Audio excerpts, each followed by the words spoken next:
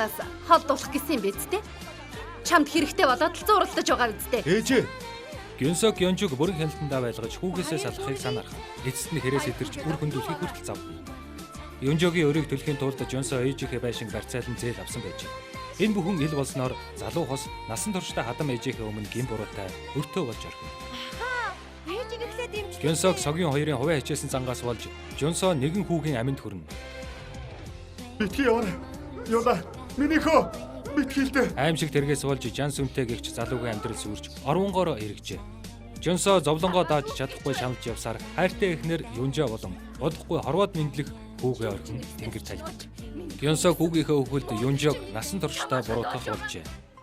Үг гэж байна. Миний хүүгөө.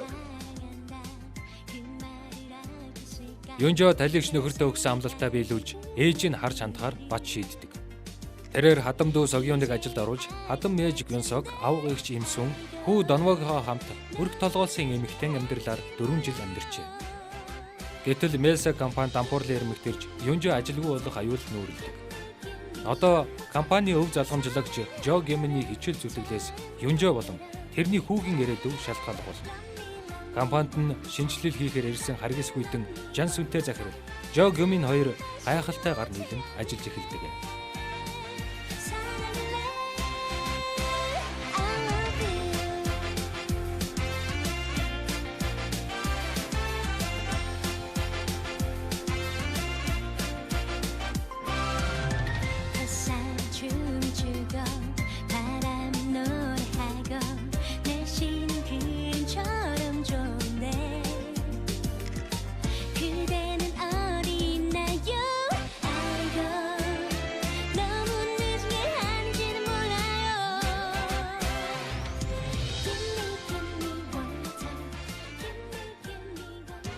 Өршөөрэй.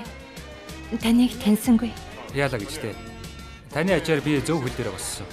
Согиун Жо захирал сэтгэл алдарсан боловч Юнжо тэр ургийн хооронд хайрын гурвалжин үүсснээр хадам дүүгийн хорон санаа хэрээс хитэрнэ. Гёнсог Бонжог өрхөндөө оруулахын тулд бүхнийг хийж байх хооронд Согиун Жо захиралд ухаангүй дурладаг. Жо захирал илдэг даруй зантай чадварлаг мэрэгжилтэн Юнжод өөрийн ирэхгүй татагдах боловч энэ харьцаанд саад дотор асар их ажээ.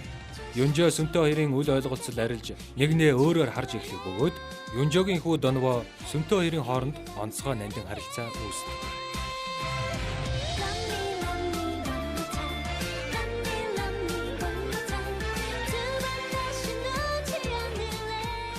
Миний ээж, миний бэр.